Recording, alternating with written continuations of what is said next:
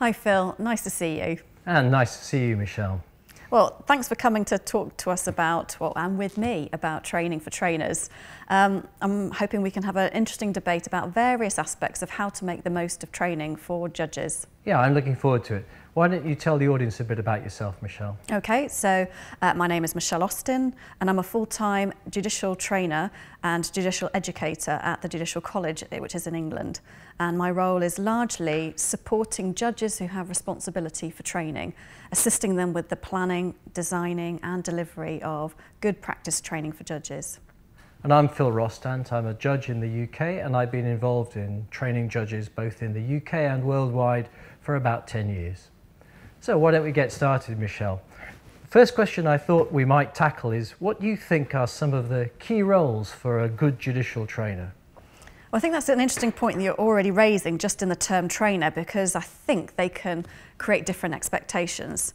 I would see a trainer as someone who stands at the front giving a presentation. I'd probably see a facilitator as doing a slightly different role, managing small group discussions and trying to engage the participation of the learners. So I'd say they probably have slightly different roles. If I could take the facilitator role, first of all, I think that's almost the more challenging one, because we can all probably learn good presentation skills. I think the art of a facilitator is learning how to engage their audience. And the best way they can do that is, I think, dividing their task as a facilitator into three key components. One is about what do you do to prepare, and that's knowing your materials, thinking about who your audience are going to be and trying to ascertain their particular needs.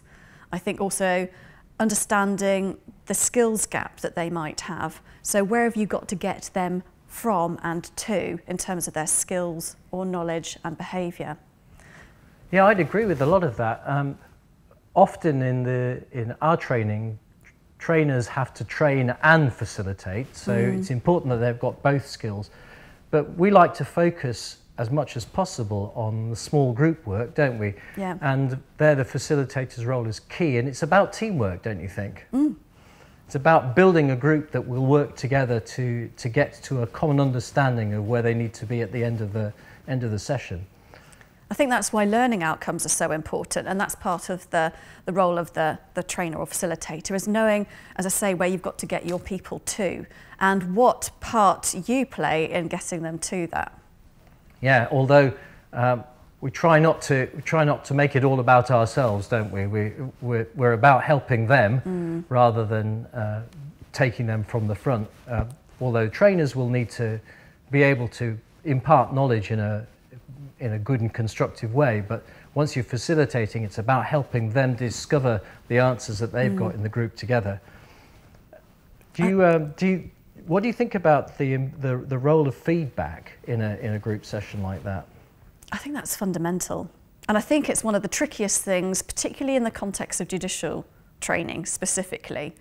Other organisations, other people are quite used to the concept of giving feedback in other walks of life. It's a little different giving feedback to another judge, and sometimes that can create complexities, even though the judge, being the facilitator or wearing that hat at that particular time, might be the person who needs to lead that facilitation or that feedback, but it might be to someone who's more senior than them. So it can create some challenges. Although I must say, I've found doing judicial training that judges really welcome the opportunity of having other people comment on and feedback on their own performance, because as judges, it's a lonely job and nobody does that except for the Court of Appeal above you. So it's nice to have your peers give you a helping hand. Yeah, and that's why I think it's so important that feedback is done in a really careful way. And that's, as you say, that whole safe environment that you as a facilitator create when you're facilitating small groups is key, because it allows people to receive feedback and actually do something with it, because it's really helpful feedback. Yeah, I'd agree with all of that. So can I ask you about what you think some of the key aspects about designing training might be? So thinking about the role of the trainer. Actually, training design is the foundation of everything. Poorly designed training is a waste of time and resources. And you need to be prepared, I think, to spend more time than you think you needed to in making sure that training is well designed. Well designed training almost delivers itself. Poorly designed training can be really tricky. And I think a key start point is knowing exactly what you're hoping to achieve, where you want to be at by the time that the training course is finished, what you want to be the key learning objectives, what you want the judges to come away from that course with, how their skills are going to be improved. I think you're absolutely right, and I think when you've got the map of where you want to get them to, that describes the journey and your mode of transport for getting there. That tells you what is the best way to get my learners to that outcome. And I think that's when you can start to play around with all sorts of different methodologies to try and make training interactive and impactful. There's plenty of literature on how people learn, and it's important to recognise that people don't learn in the same way. So the way in which we design training has to recognise the fact that there's lots of different ways of getting over the same material, and some people will appreciate one way and some people will get a better experience by using another. What's difficult, I think, is finding ways which balance those ways of learning so that everybody's involved all of the time. I agree, and I think if it's useful for people watching this, that there's a couple of good theories. One is around kinesthetic theories of learning, which look at the different ways people prefer to learn, visually, orally, and using different senses. And the other theories around learning are Kolb's learning cycle and Honey and Mumford's learning styles. And if we pay attention to those, it gives us a useful step up in thinking about how do I need to design training and what sorts of things do I need to make sure I'm including, to make sure we're just including everyone's preferences for learning. It was a complete eye-opener to me when I went on your training for trainers quite a long time ago to realise quite how much theory there was about all this. And people can get a bit anxious about the theory. It's actually quite a lot of it is common sense, and when they start thinking about it, they will realise exactly how it applies to them and how it's applied in the training that they've been involved in the past. What do you think of the key skills for a trainer and a facilitator, I guess? I think probably it comes down to communication, quite a lot of it. If we rest on communication skills, I think we know about questioning styles like open and closed questions and how to use those artfully. And I think judges are quite familiar with that in particular because they have to use those in the courtroom. Listening skills, I also think there's quite a lot of basic understanding about listening. But we don't train people, we don't train children in questioning and listening skills, and yet it's one of the most complex things that we can rely upon in terms of communicating. So if a good facilitator will not just simply listen to the semantics, which is sort of the mid-range level of listening, they'll actually listen to the highest level of listening, global or active listening, which is where you're paying attention to what someone is saying, but also their meanings behind what they're saying. You're paying attention to what perhaps even they're not saying and picking up on some of those non-verbal clues as to whether or not a learner might be anxious, they might be confident, or perhaps they're saying something that is completely at odds with how you're picking up their body language is telling you. And of course, although listening is a key skill, so is communicating, isn't it? How you get over to the people in the group what it is you need them to be thinking about, what they need to be considering, and how you also communicate to them your own role so that you're trying not to get them to feel that you're the person with all the answers. I've heard it said that these are transferable skills, that a person who's a good judge is likely to be a good trainer. I wonder what you would say about that. I think that's true to a certain degree. And I think communication skills and speaking in plain English in a way that allows you to be understood is a skill that comes with being a judge. And I think that there's something, building blocks to start with for a judge who's going to enter a training role or a facilitation skills role. I think where the difference might be is in learning to sit back and not be in control, because actually a true facilitator would be the person who sits back and asks the questions but allows the room to be in control, if you like, and manage that discussion. So the person who's the judge but also the facilitator is very much behind the scenes and just triggering that energy that goes on in the group. And I would say as a judge and a facilitator that that's exactly what I find the hardest thing to do. Because of course in the day job, when I'm a judge, I can't afford to sit back. I have to make sure that things move forward, and I sometimes am the person that has to say, no, that's not right, let's do something else. But it's nice to know that most judges have some of the basic skills to make good trainers, although not every judge wants to be a trainer. No, that's a good point. Could I ask a follow-up question then to how do we make learning effective when we start to think about how do we make the most of those opportunities for training? Well, that I think is one of the most difficult questions that faces all trainers. We might have our own favourite theories about what works and what doesn't work, but the literature doesn't lie about what is effective and what's not effective. You're the expert there. Share with us some of the takeaway points that we know about from training theory. Well, training theory, there's something called the forgetting curve, which is by Hermann Ebbinghaus, and he suggests, according to his theory, and I think this is borne out in reality, that there is a curve where we remember and then forget what we have learned. And soon after any kind of training activity or event that we're involved with, our ability to recall what we have learned rapidly declines, unless we have been hooked in by being participative in what we're doing.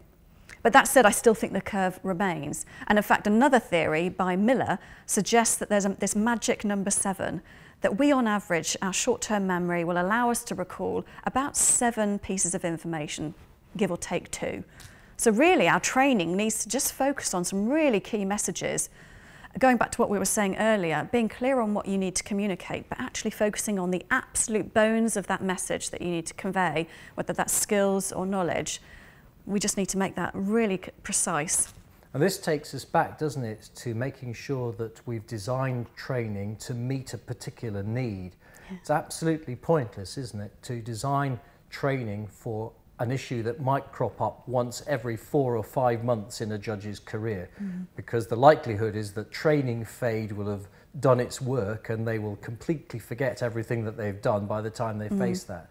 So if it's not going to crop up naturally, then maybe part of training is finding ways of making sure that the lesson of the training is reinforced once that judge gets back to doing their job. And I think that completes almost the circle that Kolb talks about, which is the pragmatic element, and looking at whatever you've learnt, it's got to be relatable back to your workplace. And that creates also an interesting debate about how do we evaluate training, because sometimes as trainers we just want to make sure our judges come in, have a really interesting conference or an interesting training event, and we forget that actually the most important bit is what have they actually applied in their learning, back in their workplace, and what's made a difference to their judicial practice. One of the heartening things about training ethics and conduct is that there are very few judges that don't face some kind of ethical or conduct issue pretty much once a week. So training ethics and conduct is unlikely to suffer from training fade. And that's a kind of a reassuring thing. But in general, I couldn't agree with you more about the necessity to reinforce. Interactivity is a point that you picked up on, and it really supports the stickability of learning. Have you got some ideas as to how to make training interactive? Yeah, I've got lots. How long have you got? I think the typical model for training relies heavily on lectures and then breaking up and going into syndicate groups and then coming back and having more lectures or a plenary discussion. And sometimes we can become so segmented into that we can forget to introduce interactivity in perhaps everything. Good theory around training suggests that we need to make something participative for our learners every 15 to 20 minutes. And I think you can do that even in a lecture dynamic. So just by stopping and saying, what does everyone think? Turn to the person next to you, discuss that point for a couple of minutes. Or show of hands, how many people think this, doing a vote? And there are interesting tools that you can get people to do, even judges, on their phones, using a tool called Slido, where you can press a button and their vote can go onto the big screen. It creates interactivity and interest. And I think those are ways in which we can make sure that even lectures have some participation. I really like the way in which the courses that we've been involved in include not just interactivity in terms of talking to each other, but create a movement, literally physical movement, so that you get judges to move around the room and you split up pairs and groups by forcing them to engage with other people. And that's, I think, always a very powerful way of reinforcing the training message. I think that's a good point, because as trainers, we might feel, well, these are serious grown-up adult judges. We can't get them to stick post-it notes on the wall or walk around the room and have me whistle at them to move around the room and write on flip charts. But actually, it's engaging. And I think we have found that judges respond really well to creative ways of training. I do think that people have the idea that judges aren't really human beings, and that's partly our own fault, I suspect, that we maybe like to project the idea that we're somewhat slightly superhuman. But good training is good training, and good training for ordinary people is good training for judges. And judges are just human beings. And it's really enjoyable and engaging to see a bunch of serious-minded judges finding themselves laughing over a particular issue. I've always felt that when the laughter starts in the room, people are really starting to get a grip on the training and becoming completely involved. Although you don't necessarily want them laughing at you. No, it's the together laughter. Together laughter, that's right. So can I ask you then, what might be the pitfalls in training that you've either experienced or have learnt along the way? What are the things that we as trainers or facilitators should avoid? What I've seen done, which I think is wrong, is training design that starts from the question, well, what would I most like to be trained about tomorrow? That might be good training for the training designer, but the training designer is designing training for a whole group of judges. So I would say, try not to make training in your own image. Try to make training based on a genuine understanding of what's necessary. And I would say that the same applies to methodology. And I think trying to design training on your own is a mistake. I've always worked with a training group. If you try to do it on your own, you're going to miss things, and you are going to run the risk of creating training in your own image, which will suit people of your learning style and with your interests, but won't work for the broad group of judges that we've got. What about you? Well, I have discovered that there are archaic ways of training that still exist and pop up in occasions, and they are the classic things like the pause and pounce methodology. So when you're training, you might be about to ask someone a question and you suddenly read the question out and then say, Phil, tell me the answer to that. All that does is create panic or expected panic, and people are sat there waiting with great anticipation, not really absorbing what on earth you're saying, but just waiting to be pounced upon. And there's another technique called the creeping death, which we all loathe, but sometimes we can get stuck into that pattern where we start at one corner of the room and ask everyone to go around and answer. And it just means that probably within the first 30 seconds, someone is saying, I've worked out I'm probably going to be asked question 3, so I'm going to shuffle my papers, create chaos, disrupt the room, and also not pay attention to anything else that's been going on. And of course, there's a variant to the creeping death in which you pose the same question to every person in the room in order, and the 6th person is desperately thinking of something different to say from what the first 5 people have said. Yeah, that's a disaster, I've always thought. There's a whole set of skills about how to deal with difficult behaviour, but there are plenty of bad ways of dealing with it. And I've always thought that the worst possible way, and it's allied to your pause and pounce, is to confront people's conduct in a room. If you have a difficult person in the group who may be disrupting the group learning for any one of a number of reasons, and you feel you need to address it, choose your moment, choose a coffee break, choose a quiet time, and speak to them. If you confront them in the group, you run the risk of alienating them and indeed the rest of the group, who are going to be wondering who's next. And it also reinforces the idea that you're somehow in charge, when what you're trying to do is to get them to learn together. I think that's right, and I think there are a whole host of different things that we can, as facilitators and trainers, deal with some of the challenges around behaviour. There's just simple techniques which we all know but just don't employ in the moment because we're worried about us staying in control of the situation. And sometimes I've seen groups resolve issues by simply us observing and not saying a thing. They'll fix the dynamic in the group and they'll readjust it. Sometimes it's all it needs is someone to raise their hand and someone else silences. There's some wonderful techniques that you can use just subtly to deal with some challenging behaviour, I think, in groups. Yeah, it's a lot to do with staying calm, don't you think? Yes.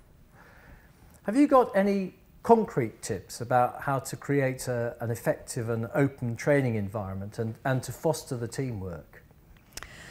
Well, if we take the word facilitator, and the Latin is facilis, that's where it comes from, it's about making it easy. So doing the opposite of what we've said are things to avoid. It's all about how you set that scene right at the very beginning. So it's your introductions, I think, explaining your role and giving credibility to the role that you have, not as the expert, but actually as someone who's also there to learn, who's keen to be part of the process and may have something to be able to offer by way of enabling the group to get to that outcome. And of course, another way to do that is to make sure that it isn't all about you and that either as a trainer or a facilitator, they're hearing less from you than they are hearing from each other. So I've heard 60-40 used as a ratio. I personally prefer 30-70. Depends on how much technical material you've got to get over, and sometimes it's hard to avoid spending a fair amount of time talking. But definitely a bias towards interactivity and group work rather than a single voice is really important and forces people in a good way to come together as a team. And once the team dynamic is working properly, then you're storming. And I think if you come to facilitation or training as just a naturally curious person, so rather than thinking it's about me, but I'm curious about everyone else in the room, and I'm curious as to what they can offer by way of experience. That, and I think, sets the tone for really interesting discussions and learning and sharing by all the people in the room. Yes, it's one of the most enjoyable experiences in the world to see a group work its way through all of the various different stages of group formation. Even if sometimes that takes a bit of time, so that you know at the point in which they're all working together as a mature group, sharing their skills and knowledge and experience to reach understanding and answers collectively. And at that point, as a facilitator, you can just sit back and give it the odd little prod, and that's a really enjoyable experience. It's one of the most pleasurable things I find as a trainer. I don't know about you. Definitely. I was observing a group being trained, and the facilitator had to go to the dentist and get an emergency appointment. And so she left, and this was towards the end of the 2-day programme. But the group had come together so beautifully and gone through beyond stages of confusion, dependency, the fight or flight, and then to the pairing. They were finally at maturity, and I was observing. And they did so well engaging on the task that even though the facilitator had left, they carried on the debate, carried on talking about it, really engaged. And it was me as the observer had to say, I'm sorry, you've got to stop, the course is ending. But they were just so into it, and I think that was a really lovely thing to observe. And again, we can go right back to course design. The better designed and prepared the course, the quicker the groups work away from confusion and fight, flight, and arrive at maturity, because you've taken away some of the things that might cause confusion. It's also about setting the right atmosphere in the room right to begin with, isn't it? If you make them feel that they're some way being judged, or that their answers are saying something about them that they wouldn't necessarily want other people to hear, you are going to create a dynamic that will be slow to learn together. And I'm a big fan of being explicit about the fact that they're working in a safe space, and being right up front, even in the material that you send out beforehand, about what the training is and isn't, and what they can expect from the group situations in terms of what's reported or not reported, more importantly. I think that's a really important point, and we often forget to do that as trainers because we focus on when we're with our learners. What you've just talked about is really important, particularly for people who are reflectors and planning for their training, is what we send out in advance. That really sets the tone of people's expectations. And as learners, there's something about people coming to training being in a state of readiness to learn, because if you're not ready, you feel like your hand is being forced to come to these events, you're not going to be ready to learn, and you probably won't. But if the scene has been set really well in advance, and you can do some really wonderful things like video clips of the trainer in advance explaining what's going to happen, the key tasks, anything that might be tricky or perceived as tricky, those are the things that can be laid to rest, and all their fears are laid before they even arrived at the event. And also, I think being careful about not overloading them with pre-course material. Mm-hmm. If you do that, you run the risk of them feeling that the whole thing is an examination, and unless they come word perfect, then they're going to somehow fail, and we don't want that at all, do we? No, and I agree. There's a role for before training materials, there's a role for making the most of people being together in the room for training face-to-face, and then I think we also have a step beyond that, is really useful, interesting, nice to have further information that we can signpost. And we need to do that whole stage, I think. And that's where blended learning has really come to our rescue, hasn't it? We've now got the tools to make it possible to do training end to end in a way that we really couldn't before, when it just involved getting a bunch of judges together for 2 days and hoping to make the best of it. So one of the other questions was around, how do we get judges to attend training in the first place if it's not mandatory? Well, I think the key thing is to make sure that for the judges that do attend, it's a good experience, because there's nothing like word of mouth. If it's a bad experience, then 7 other judges will hear about it. If it's a good experience, we know that probably 4 or 5 other judges will hear about it. So a good start is making sure that you have a good reputation as a training institution for providing good and relevant training. I think it's the next thing is to make sure that the training that you do offer is genuinely based on an understanding of what's needed. Judges on the whole recognise where they need help. They don't necessarily want to be trained on it, but if it turns out that there is some training to be had, then it's not too difficult on the whole to encourage judges to come and train. Part of the problem, of course, is being able to take time away from the court. And so you do have to create structures in which it's possible for a judge to take time away from court without it being a major issue, and without that judge having to fight their corner with their judicial managers or senior judges. The way in which the UK has solved that problem is to make sure that it's understood that every judge has a certain amount of time every year that they're entitled to take as training. But of course that'll be context specific, and not every country will be so fortunate. And some countries solve the problem by having mandatory training.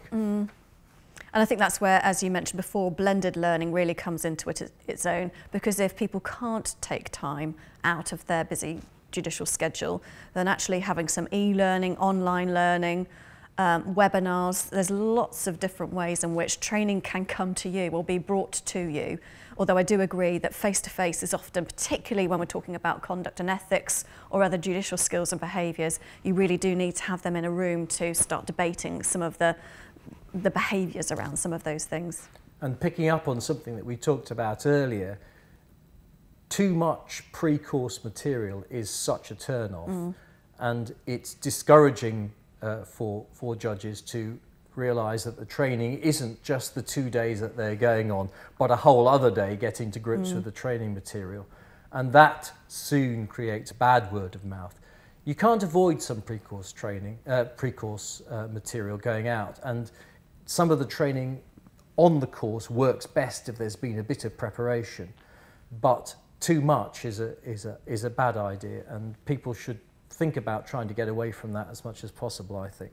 I think it goes back to what are you trying to achieve. If we think that people are only going to take, according to Miller, 7 pieces of information, just doing the pre-course work will have overloaded people, let alone then actually coming to a face-to-face course. So I think it is learning to be realistic with what you want people to leave and learn.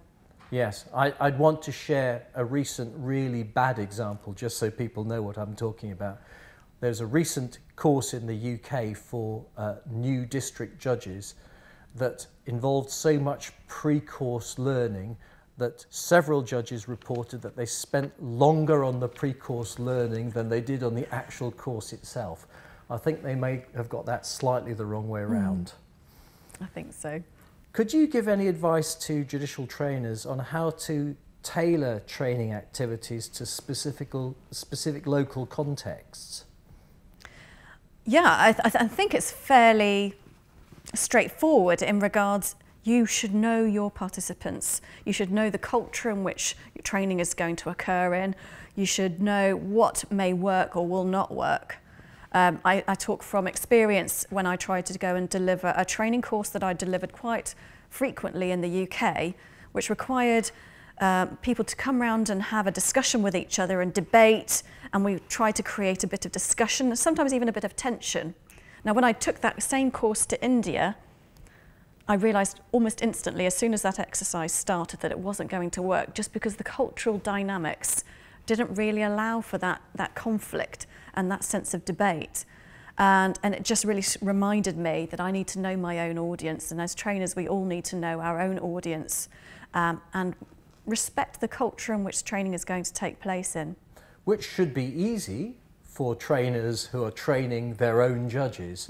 But of course, that's a perspective that comes from the UK when we're fairly monocultural. Although we're a multicultural society, we are relatively monocultural. There are plenty of countries where there are massive cultural differences, and those will have to be taken into account when you design training that will work for everybody. So maybe you have to do your homework even more if you're a judicial trainer in countries like that than we have to in the UK. But it's really about preparation, isn't it? It's really about knowing what you're trying to do and who you're trying to do it for. I would agree. Okay, well, I hope that's been useful, Michelle. Have you got anything else you want to say to the good folks? No, good luck on your training and facilitation skills. And I'd echo that.